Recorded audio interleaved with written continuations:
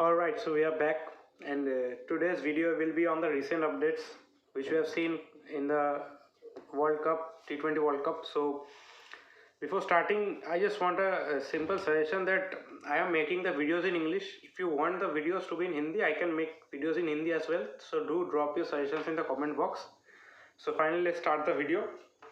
So what we have seen in the World Cup today: New Zealand, the team to watch out for. They lost a 1 point which everyone was saying that is New Zealand easy 2 points against Afghanistan due to rain. It's not the first time that rain is disturbing the teams. It's not the last time, I think. Last day we saw South Africa losing 1 point, they were so close. 13 runs were required, and if they had been five more balls bowled, they would have easily got 2 points. But they had to settle for 1 point. Today New Zealand faced a similar thing. Here not a single ball was bowled. So this is totally surprising me that how ICC can make Australia the host in this time of the year where it almost in every part of Australia it is raining. And the teams, they get 5 matches, and out of the 5 matches, all 5 matches I don't think are equally important. Yes, they are important for the point factor. In each match, if you win, you get 2 points. But the competition level in Group A, New Zealand, Australia, and England. Out of these 3 teams, 2 teams will go to semi-finals. That is almost certain. And now, if rain interferes in one of the games, so it's a clear disadvantage for that team.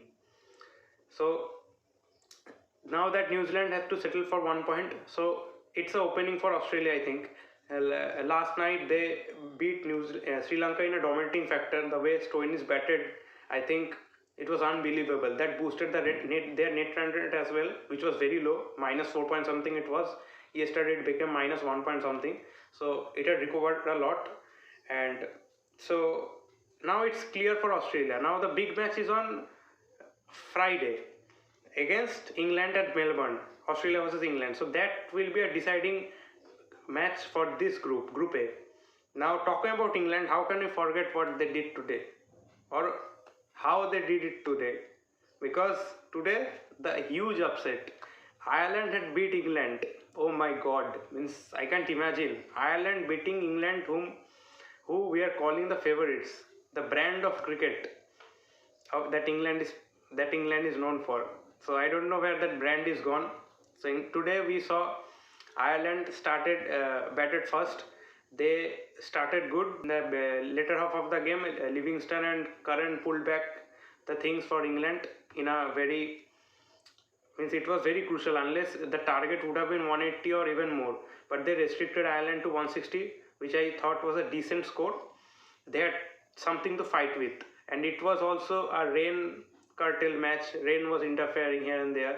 So I think 160 was a perfect score. Now that England came to bat, they lost wickets in regular intervals. Except Moeen Ali, who was playing, I think, very slow rate, at a very slow pace he was playing. Except him, no other batsman could settle in the crease. So they lost 5 wickets, and it was, I think, 14.3 overs when the rain came again, and almost 60 runs were required then. But then the match was no more there. No ball was bowled, and after the Duckworth-Lewis method, Ireland was given the winner by 5 runs. Now, had England not lost 5 wickets, if they had lost 2 wickets, maybe England would have won the game. But anyways, they have lost 5 wickets. That's a fact, and they cannot deny that. It was their hands, but they lost the game in a fair way. So this, I think, is a very big positive in this year's World Cup, what we have seen. Like I have mentioned this in my previous video as well, that the underdogs are performing very well. The teams that are coming from the qualifying stage. In Group A, Ireland, the way they played against India as well in the T20 series, I think it was very commendable job for them to play such good cricket against India. And in Group B, however, Netherlands is there. Tomorrow we have a game against Netherlands. India has. So we are not expecting similar kind of upset from Netherlands, but they can also challenge us. So, and Zimbabwe as well. So this is a very means it is a very heartwarming thing to see that cricket is expanding among these countries as well. This was a small update from my side. Thanks for watching and keep supporting. Thank you.